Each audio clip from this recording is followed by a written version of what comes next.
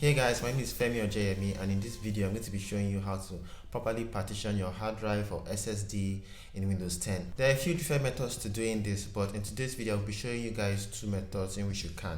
I recently made a video on how to install Mac OS on a Windows 10 computer, and you can click here to watch it. In that video I didn't really talk about partitioning, but only on how to install it on a separate hard drive. But many people usually don't have a spare hard drive just sitting down there that they can use for something like this. So partitioning is a great option, and it's basically just dividing space in your hard drive into different volumes. Okay, so my first method of doing this is to use the Windows Disk Management tool that comes with your computer. Navigate to the Start button and right click on it. Then select Disk Management.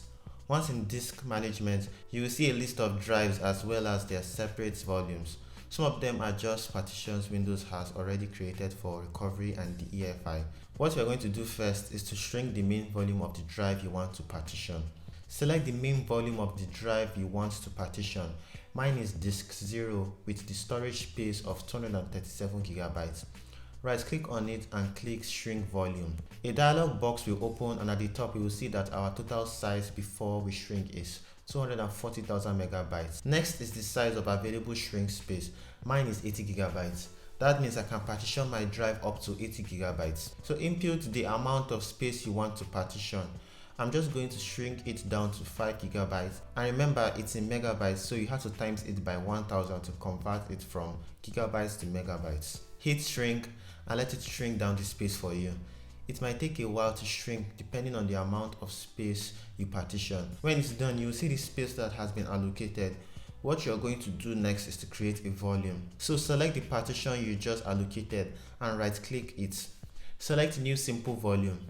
Hit Next. Next. Here you can select any drive letter you want, but I'm just going to use this one. Hit Next. You can change the file system to either FAT32 or NTFS. If you don't really know what that means, I recommend you leave it alone. Here you can name the volume. I'm just going to name mine Test and click Next. Click Finish, and that's it. You have created a new partition in your hard drive. You can check it in your File Explorer and you will see the new volume you just created. The next method is to download the software called EaseUS Partition Master. Just search on Google, go to their website and download the software.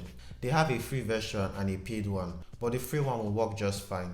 Once downloaded, install the app and open it. In here, your drives are listed as well as their volumes. You can see the 5 GB partition I created earlier on in Disk Management. To partition, again, select your main volume of the drive you want to partition and right click it. Select Resize/Move. In here, we have to allocate space like we did in Disk Management. Click on Advanced Settings so you can see the amount of space you are allocating.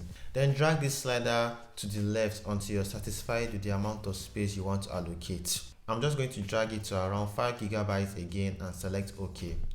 Then you'll see that the space has been allocated, but you have to click Execute Operation first and apply the changes you just made. However, it would reboot your computer after it's done into a partitioning process.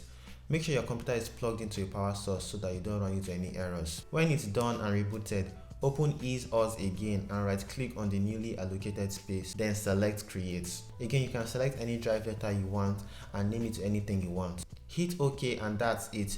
You have successfully created a new partition on your drive. And if you go into your File Explorer, you can see the volume you just created, as well as the other one I created earlier on. However, I personally prefer the first method as it's easier, but with this app it's more complicated and you can do more things like cloning your hard drive, but of course you have to pay for some of those features.